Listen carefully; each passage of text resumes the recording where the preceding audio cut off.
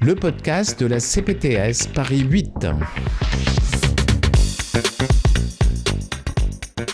Élodie Jouin-Lévy, vous êtes coordinatrice de la filière Endo Centre et Ouest, la filière qui s'occupe de l'endométriose.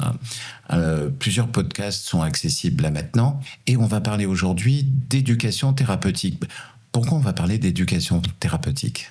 Alors, on va parler d'éducation thérapeutique parce que l'endométriose, c'est une pathologie qui affecte énormément la qualité de vie des patientes. C'est une pathologie, du coup, qui est aussi chronique. Donc, c'est-à-dire que pour l'instant, on ne sait pas la guérir. Une fois qu'on l'a, c'est à vie. Donc, il va falloir apprendre à gérer sa pathologie, à gérer son environnement, voilà, ses habitudes. Et l'enseignement thérapeutique des patientes a pour but, justement, de permettre à chacune des patientes de mieux vivre avec sa pathologie et surtout de devenir beaucoup plus autonome sur sa prise en charge. Et ça consiste en quoi en fait ? Ce sont des réunions, c'est des groupes de parole ? Alors les enseignements thérapeutiques, on peut les décliner de différentes façons, mais par exemple sur les différents enseignements thérapeutiques qu'on peut avoir sur l'Île-de-France, le but c'est de mettre en place différents ateliers, donc qui sont assez spécifiques par rapport aux différentes thématiques qu'on peut retrouver dans l'endométriose, comme déjà comprendre sa pathologie, c'est déjà bien de commencer par là, comprendre d'où vient la douleur, comprendre comment on peut gérer aussi sa douleur de façon médicamenteuse et non médicamenteuse. On va aborder également des thématiques comme la sexualité, comme la fertilité, la mise en mouvement, ce lien qu'il peut y avoir entre la vie sociale et la vie privée aussi, qui n'est pas toujours facile à équilibrer lorsqu'on est une femme atteinte d'endométriose. Et derrière, pouvoir aussi mieux gérer sa pathologie, rester positive, voilà, comment on va dire travailler son bien-être. Et donc le but, c'est de décliner ces différents ateliers.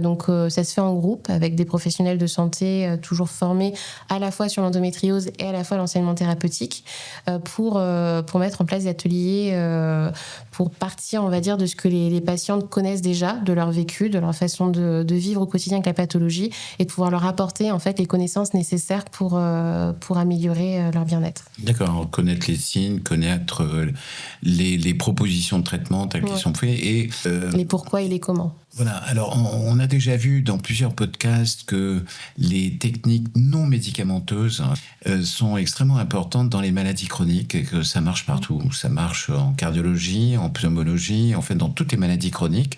Et donc dans l'endométriose aussi, il y a de la nutrition, il y a de la kinésithérapie, il y a de l'activité physique, il y a tout ça ? Exactement. Il y a beaucoup de pratiques. Alors, l'activité physique, c'est surtout le rester en mouvement.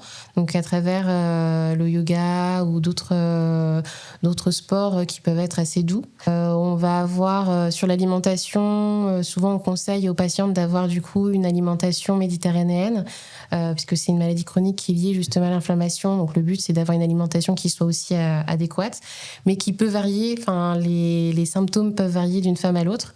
Donc, c'est aussi connaître les bons aliments, les différents aliments, comment améliorer obligé d'adapter en fait la diététique à chaque individu. C'est ça. D'accord. Et sur les traitements non médicamenteux, ça peut aller sur la sophrologie. On peut avoir aussi des techniques de respiration cardiaque pour pouvoir se détendre et justement diminuer son activité au niveau du stress. Voilà, ces petites choses qu'on sait qui, au quotidien, peuvent être assez néfastes pour la pathologie. D'accord. Est-ce qu'il y a probablement aussi des ateliers de gestion du stress et pour éviter la dépression aussi. Lorsqu'on a une maladie chronique, on peut être sujet à une réaction dépressive par rapport à cette maladie.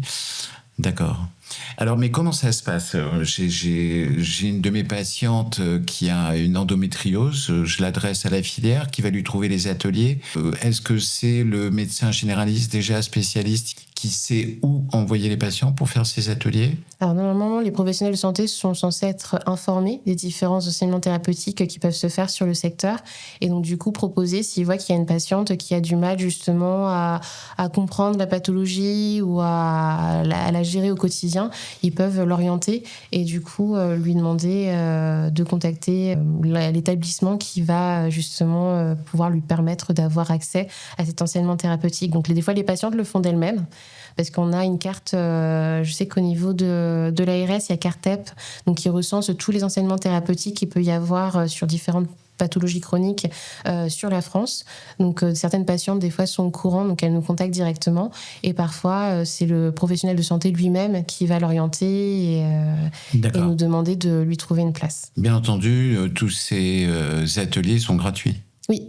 Tout est gratuit sur la patiente. Et il faut s'inscrire, il faut y aller. C'est toujours en présentiel ? Pour l'endométriose, oui. Alors, tous ceux qu'on a en place, non, sur l'Île-de-France, on en a un qui est en visio. Donc ça dépend vraiment des différents programmes.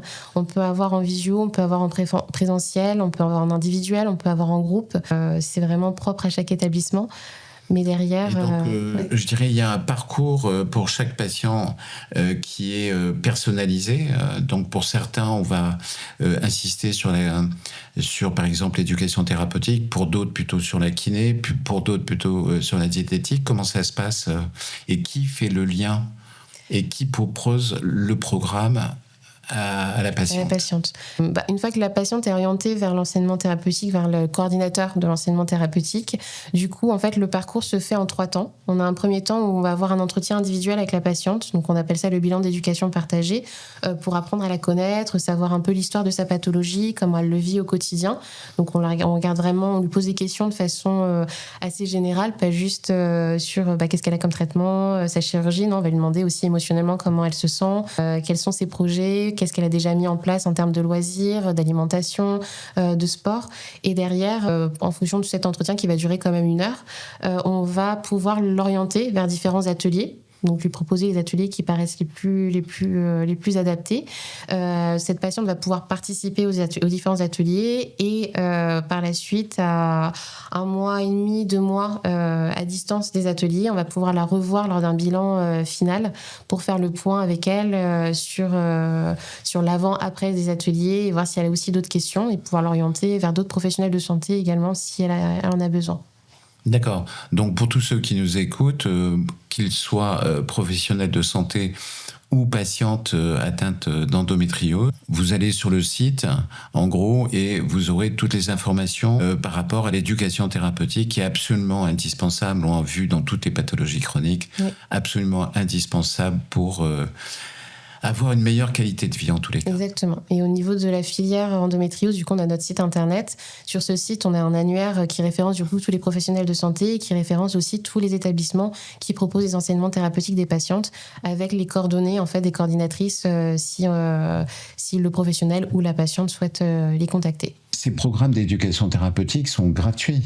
Oui, ces programmes d'éducation thérapeutique, du coup, sont gratuits pour les patientes parce que c'est un programme qu'on va déclarer en amont à l'ARS. Du coup, qui, la première année, ça sera pris en charge par l'établissement qui va le mettre en place, mais qui, derrière, en fonction du nombre de patientes qu'on va avoir, on aura du coup un budget. Donc, chaque établissement qui mettra en place l'enseignement thérapeutique, un budget par rapport au nombre de patientes qui a été fait l'année précédente. Pour du coup faire vivre ce programme et toutes les équipes pluridisciplinaires qui y travaillent. Merci beaucoup, Élodie. Avec plaisir, merci à vous.